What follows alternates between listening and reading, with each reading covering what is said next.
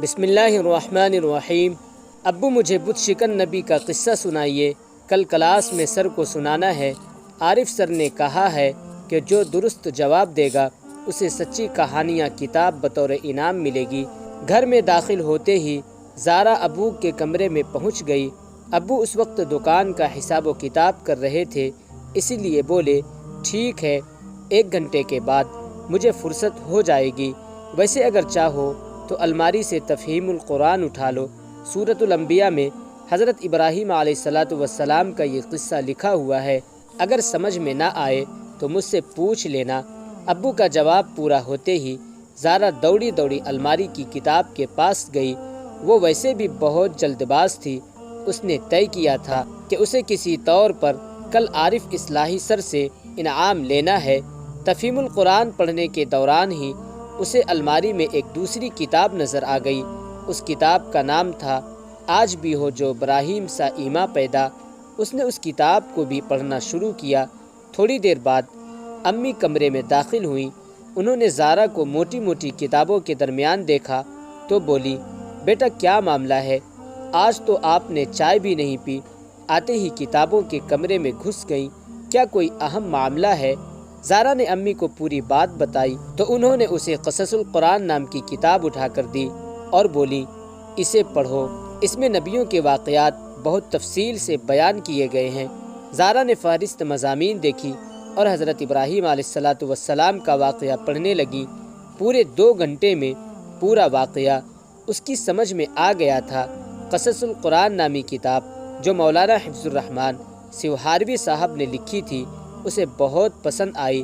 رات میں ابو عشاء کی نماز کے بعد جب گھر میں داخل ہوئے تو زارا بالکل تیار تھی، کہنے لگی، ابو مجھے پورا واقعہ معلوم ہو گیا ہے، براہ کرم آپ اسے سن لیں، کل میں انشاءاللہ اسے اسکول میں سر کو سناؤں گی۔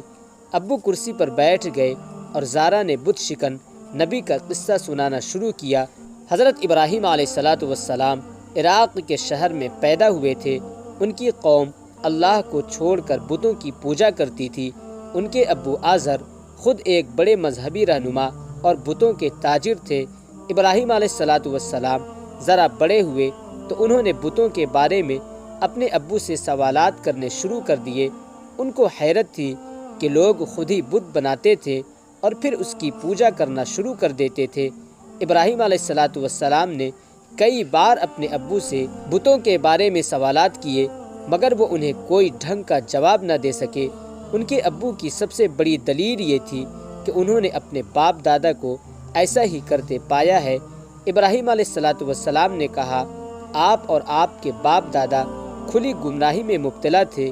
ایک دن ابراہیم علیہ السلام نے یہ بھی کہہ دیا کہ میں تمہارے بتوں کے خلاف ایک چال بھی چلوں گا۔ حضرت ابراہیم علیہ السلام موقع کی تلاش میں تھے کہ کسی دن قوم کو بتوں کی بے بسی اور کمزوری دکھائی جائے۔ اللہ کا کرنا کہ جلد ہی وہ موقع انہیں مل گیا۔ ایک بڑا مذہبی میلہ تھا۔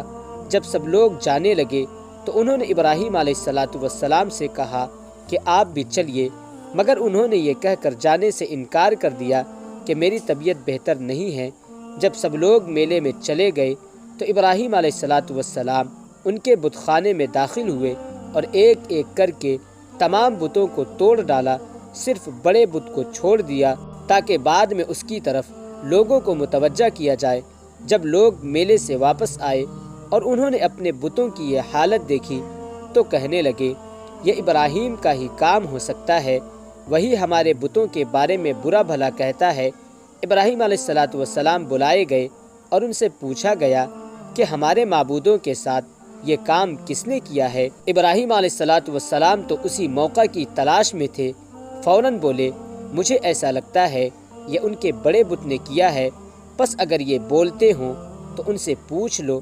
قوم کے لوگ بتوں کی بے بسی دیکھ چکے تھے مگر پھر بھی ضد پر اڑے رہے اور ابراہیم علیہ السلام سے کہنے لگے، تم تو جانتے ہو کہ یہ بت بولتے نہیں ہیں۔ ابراہیم علیہ السلام نے کہا، افسوس تم پر، تم اللہ کو چھوڑ کر ان بے حیثیت چیزوں کی عبادت کرتے ہو جو نہ تمہیں نفع پہنچا سکتے ہیں اور نہ نقصان۔ کیا تم عقل سے کام نہیں لیتے؟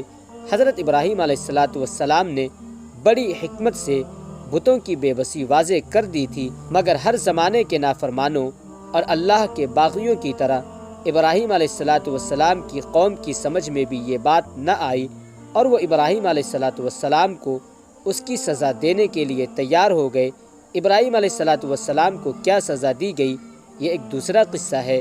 زارا خاموش ہوئی، وہ داد طلب نظروں سے ابو کو دیکھ رہی تھی۔ ابو نے اسے شاباشی دی، امی نے اس کی کہانی کی تعریف کی۔ بڑی امی جو چپ چاپ زارا کی کہانی سن رہی تھی، انہوں نے کڑکڑاتا ہوا 100 کا نوٹ زارا کی طرف بڑھاتے ہوئے کہا، یہ لو میری طرف سے انعام، کل انشاءاللہ تم اسکول میں بھی انعام پاؤ گی۔